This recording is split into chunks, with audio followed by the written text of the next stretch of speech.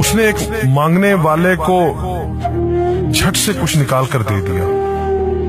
میں نے کہا کہ بھائی دیکھ بھال کر دینا چاہیے، یہ فراڈ لوگ ہوتے ہیں اور عام انسان کے جذبہ نیکی کو ایکسپلائٹ کرتے ہیں۔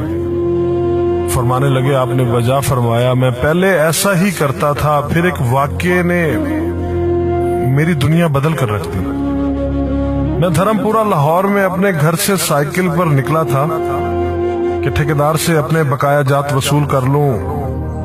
میں اسٹیل مل فکسر تھا اور ایک کوٹھی کے لینٹر کے پیسے باقی تھے، مگر ٹھیکیدار آج کل پر ٹرخا رہا تھا۔ میں سائیکل پر جا رہا تھا کہ ایک شخص اپنا بچہ فٹ پاتھ کے کنارے لٹائے ہسپتال پہنچانے کے لیے ٹیکسی کا کرایہ مانگتا پھر رہا تھا۔ وہ کبھی کسی پیدل کا بازو پکڑ کر ہاتھ جوڑ دیتا، میرا بچہ بچا لے، مجھے ٹیکسی کا کرایہ دے دے، تو کبھی موٹر سائیکل والے کو ہاتھ دے کر روکتا، کبھی کسی کار والے کے پیچھے بھاگتا کہ وہ کار میں اس کے بچے کو ہسپتال پہنچا دے۔ کوئی رکتا تو کوئی نہ رکتا، جو رکتا وہ بھی اسے گھور کر دیکھتا اور آپ والی سوچ کر اسے ڈانٹتا، کام کر کے کھانے کی نصیحت کرتا اور آگے نکل جاتا۔ میں جو سائیکل سائیڈ پر روک کے ایک پاؤں زمین پر ٹیکے اس کا تماشا دیکھ رہا تھا، اچانک اس کی نظر مجھ پر بھی پڑی۔ اس نے میری سائیکل کا ہینڈل پکڑ لیا۔ بھائی جان خدا کے لیے میرے بچے کی زندگی بچا لیں، اس کو سخت بخار ہے، آپ نیچے اتر کر اس کو دیکھ تو لیں، آپ کو یقین آ جائے گا۔ آپ دیں گے تو شاید کسی اور کو بھی اعتبار آ جائے، مگر میں بھی آپ کی طرح سوچ رہا تھا۔ پھر جس جارحانہ انداز میں اس نے میری سائیکل کا ہینڈل پکڑ رکھا تھا، لگتا تھا کہ ادھر میں سائیکل سے اترا اور ادھر وہ سائیکل پکڑ کر بھاگ جائے گا۔ میں نے بھی اسے کام کر کے کھانے کی تلقین کی اور پچھلے جمعے میں سنی ہوئی حدیث اس کو بھی سنا دی۔ کما کر کھانے والا اللہ کا دوست ہوتا ہے، اور اپنا ہینڈل چھڑا کر بڑبڑاتا ہوا آگے چل پڑا۔ حرام خور ہمیں بے وقوف سمجھتے ہیں۔ 2-3 گھنٹے کے بعد جب میں بقایا جات وصول کر کے واپس آیا تو وہ ابھی اسی جگہ کھڑا مانگ رہا تھا۔ بچے کو اب وہ سڑک کے پاس لے آیا تھا اور اس کے چہرے سے کپڑا بھی اٹھا رکھا تھا، وہ دھاڑے مار مار کر رو رہا تھا۔ اب وہ بچے کے کفن دفن کے لیے مانگ رہا تھا۔ میں نے سائیکل کو روک کر پاؤں سے نیچے ٹیکا اور میت کے چہرے کی طرف دیکھا۔ پھول کی طرح معصوم بچہ زندگی کی بازی ہار گیا تھا۔ میرے رونگٹے کھڑے ہو گئے۔ میں نے جیب میں جو کچھ تھا بقایا جات سمیت سب بغیر گنے نکال کر باہر پھینکا، اور اس سے پہلے کہ اس کا باپ میری طرف متوجہ ہو، سائیکل اس تیزی سے چلا کر بھاگا گویا سارے لاہور کی بلائیں میرے پیچھے لگ گئی ہوں۔ میں گھر پہنچا تو میرا برا حال تھا۔ تھوڑی دیر بعد مجھے بخار نے آ گھیرا۔ بخار بھی کچھ ایسا تھا گویا میرے سارے گناہوں کا کفارہ اسی بخار سے ہونا تھا۔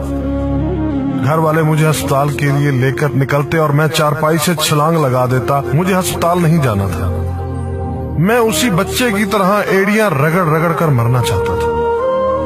2-3 دن کے بعد بخار کو تو آرام آ گیا، مگر میں ذہنی مریض بن گیا۔ مجھے لگتا گویا میرا اپنا اکلوتا بیٹا جو 3ری کلاس میں پڑھتا تھا وہ اس بچے کے کفارے میں مر جائے گا۔ میں نے بچے کا اسکول جانا بند کر دیا۔ بیوی کے بار بار اصرار کے باوجود میں بچے کو اسکول تو کیا دروازہ کھولنے بھی نہیں جانے دیتا تھا۔ 40 دن گزر گئے تھے اور بچے کا نام اسکول سے کٹ گیا تھا۔ وائف نے اپنے بھائی سے بات کی جو دبئی کی کمپنی میں کیشیئر تھا۔ اس نے مجھے باہر بلانے کے لیے پاسپورٹ بنانے کو کہا، مگر ایک تو میں شناختی کارڈ بھی پیسوں کے ساتھ نکال کر بچے کی میت پر پھینک آیا تھا، دوسرا میں خود بھی بچے کو اکیلا چھوڑ کر باہر نہیں جانا چاہتا تھا۔ وہ 40 دن قیامت کے 40 دن تھے۔ 40ویں دن 10 بجے کے لگ بھگ ہمارے گھر کا دروازہ بجا۔ دروازہ میں نے خود ہی کھولا اور سامنے اس بچے کے باپ کو دیکھ کر مجھے چکر آ گیا۔ مجھے لگا جیسے ہم دونوں آمنے سامنے کھڑے خلا میں چکر کاٹ رہے ہیں۔ درمیان میں بچے کا چہرہ بھی آ جاتا۔ میری کیفیت سے بے خبر اس باپ نے مجھے دبوچ لیا اور پھوٹ پھوٹ کر رونا شروع کر دیا۔ وہ کچھ کہنے کی بجائے میری ٹھوڑی کو ہاتھ لگاتا اور اسے چوم لیتا، جبکہ میں پتھر کا بت بنے اس کی گرفت میں تھا کہ اچانک مجھے جھٹکا لگا اور میری چیخ کچھ اس طرح نکلی جیسے کسی کو پانی پیتے وقت اچھو لگ جاتا ہے اور پانی اس کے منہ اور ناک سے بہہ نکلتا ہے۔ میں اس بچے کے باپ کو سختی کے ساتھ سینے سے لگائے یوں رو رہا تھا گویا اس کا نہیں بلکہ میرا بچہ مر گیا ہے۔ ہمارے رونے سے گھبرا کر پورا محلہ اکٹھا ہو گیا تھا۔ آہستہ آہستہ 40 دنوں کا غبار نکلا، اس کو میں گھر میں لے کر آیا۔ محلے والے بھی آ گئے تھے جنہوں نے اس آدمی سے بہت افسوس کیا۔ کچھ دیر بعد اس نے اپنی جیب سے میرا شناختی کارڈ نکالا اور مجھے واپس کیا، پھر جیب میں ہاتھ ڈال کر کچھ پیسے نکالے اور میرا شکریہ ادا کر کے کہنے لگا کہ آپ کے پیسے بڑے برکت والے تھے، شاید آپ کے خلوص کی برکت تھی کہ میرے بہت سارے کام ہو گئے۔ سارے اخراجات کے بعد کچھ پیسے بچ گئے تھے، ان میں کچھ پیسے میں نے ادھار لے کر ڈالے ہیں، یہ آپ قبول کر لیجئے، باقی میں بہت جلد آپ کو واپس کر دوں گا۔ میں نے پیسے واپس لینے سے سختی کے ساتھ انکار کر دیا اور منت سماجت کر کے اسے پیسے رکھنے پر راضی کر دیا۔ اس کے بعد میں یہاں بطور اسٹیل فکسر آ گیا۔ میں جی جان سے کام کرتا تھا، چند ماہ میں ترقی کر کے فور مین بن گیا۔ 3 سال بعد میں نے سالے کی مدد سے اپنی کمپنی بنا لی۔ اور اس بچے کے والد کو بھی اپنی کمپنی میں بلا لیا۔ آج وہ میری کمپنی میں فور مین ہے۔ اس بچے کے بعد اللہ نے اس سے 2 بیٹوں اور 1 بیٹی سے نوازا ہے۔ میں اسے آپ سے ملواؤں گا، مگر اسے سائیکل والا قصہ مت بیان کیجیے۔ وہ آج تک نہیں پہچانا کہ میری سائیکل روک کر اس نے مجھ سے سوال کیا تھا۔ وہ مجھے ولی اللہ سمجھتا ہے، جس نے اس بچے کی لاش دیکھ کر سب کچھ نکال کر دے دیا۔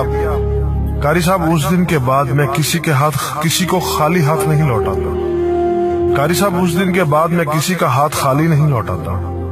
تھوڑا سا دینے سے نہ وہ امیر ہوتا ہے اور نہ میں غریب ہوتا ہوں۔ بس دل کو تسلی ہوتی ہے کہ میں اس بچے کا خون بہا ادا کر رہا ہوں۔ رہ گئی لوٹنے کی بات، تو قاری صاحب ہمیں کون نہیں لوٹتا؟